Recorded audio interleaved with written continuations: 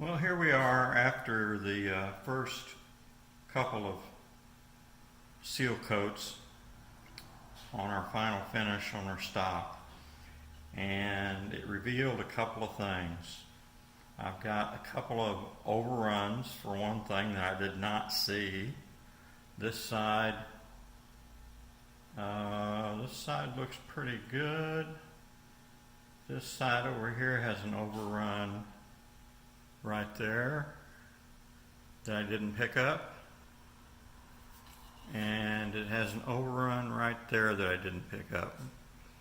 And so it's best to find these early on because they can be rectified now. What I'll do is I'll just take and I will paper these out.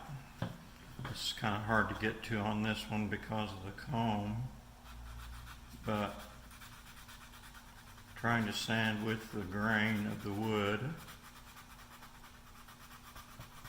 And this may cause some additional repair needed in the V groove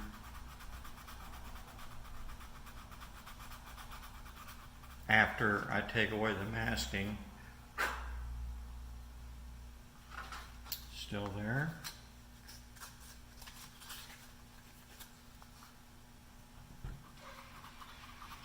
Very difficult to get up to these areas that are right up against the masking without rolling the masking back, which I don't want to do. Not that I can't replace it, it's just that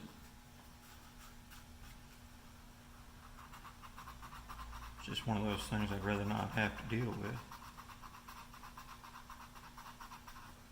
I believe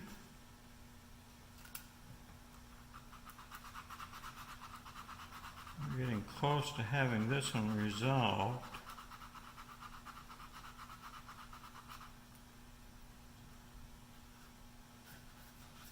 Okay, there. Now, a little bit more right here.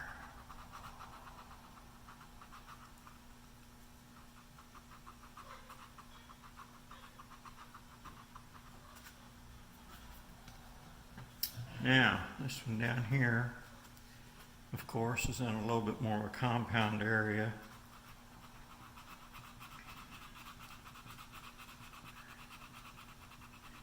It's easier to blend together without anybody noticing it.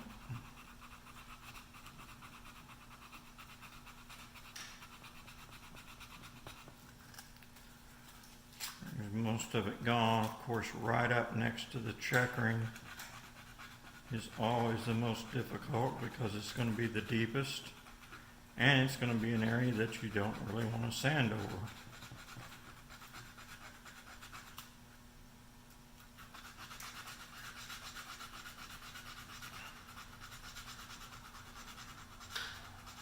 So I've doubled my sandpaper into a loop like that. I'm using the loop to go up to the paper.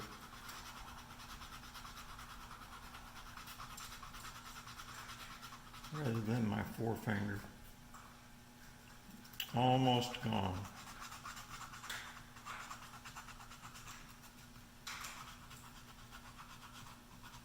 Now I'm going to get a little tougher with it up against the paper. Okay. So that's got them gone. Now we'll clean that back up with our other grits.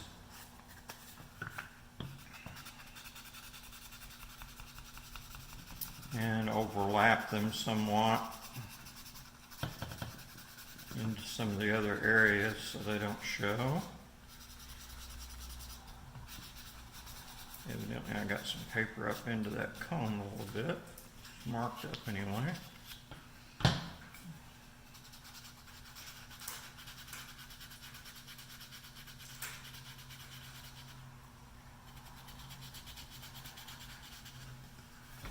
Okay. Excuse me, I'll blow this off here. Don't have an airline up here where I'm taping. And so now I will go down to the 400 grit. Now, a lot of people like to put on 1 or 2 coats of seal and then immediately scuff it down with like a 400 paper or something like that and use the sawdust to seal the pores. So now would be the time to do that if you were going to. I don't normally do it that way. I put a few more build coats on it because I want to be able to see down in those pores a little bit when the wood's finished. I think it adds some translucence to the surface. So we'll clean these off.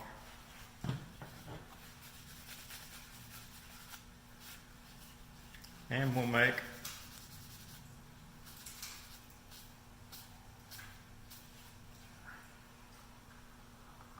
rub in a bit of oil onto the areas.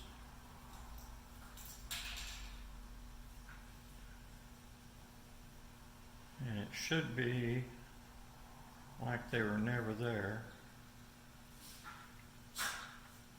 unless I get it on too thick. There we go. So, yeah, now that one's gone. The other's gone. So those 2 areas now are repaired, and you can see that one there is gone. You can see that one there is gone now. And I haven't messed up any of my contours. So thought I'd throw that in there. And we'll be back with probably when I get my first sanding coat on, which this grain that you can see in these areas here will be mostly just virtually filled at that point. I don't like getting sawdust down in those pores, and so there'll be several coats applied before we're at that position. So that's when we'll come back, and then we'll do a sanding coat and see what we do from there.